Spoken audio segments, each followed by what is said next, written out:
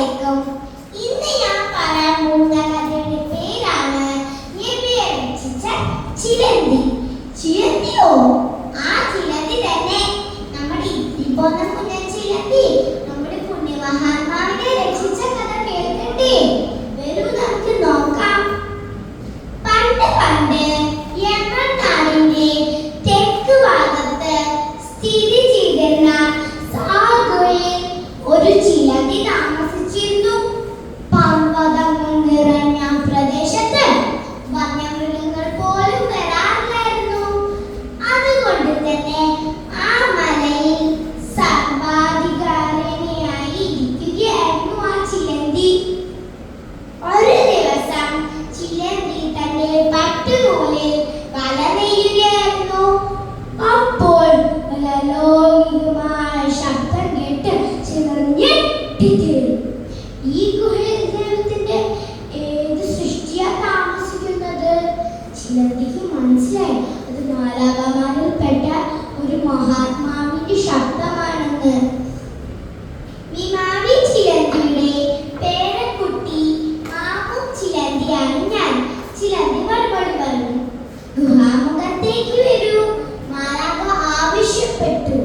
ചിലന്തി പട്ടുനൂലിന്റെ ഇടയിലൂടെ പുറത്തേക്ക് വന്നു. അപ്പോൾ മാലാഖ പറഞ്ഞു, കുറച്ചു കഴിഞ്ഞാൽ ഈ ഗുഹയിൽ താമസിക്കാൻ രണ്ട് മഹാത്മാക്കൾ വരും.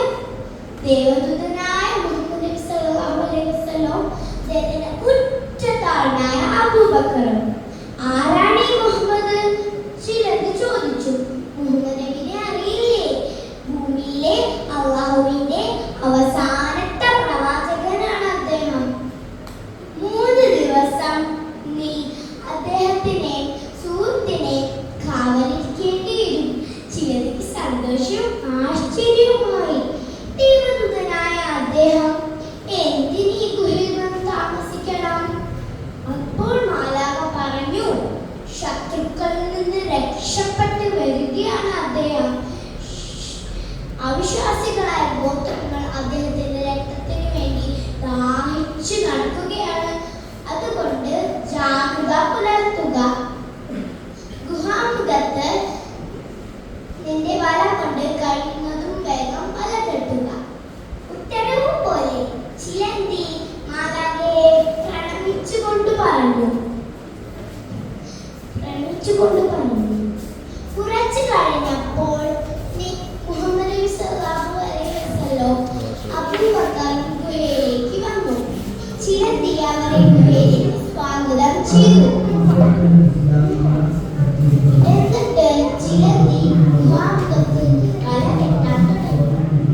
കുറച്ചു കഴിഞ്ഞപ്പോൾ അവിശ്വാസികളായ ശത്രുക്കൾ വടിയും വാളും മറ്റുള്ള സാധനങ്ങളും നേട്ട് ഗുഹയിലേക്ക് വന്നു.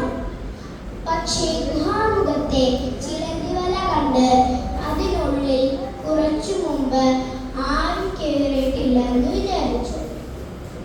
ഈ ശബ്ദം കേട്ട ഗുഹയിലിരുന്ന അബൂബക്കർ പേടിച്ചു പോയപ്പോൾ നബി പറഞ്ഞു, പേടിക്കേണ്ട, അല്ലാഹു നമ്മുടെ കൂടെ ഉണ്ട് എന്ന് പറഞ്ഞ് ആശ്വസിപ്പിച്ചു.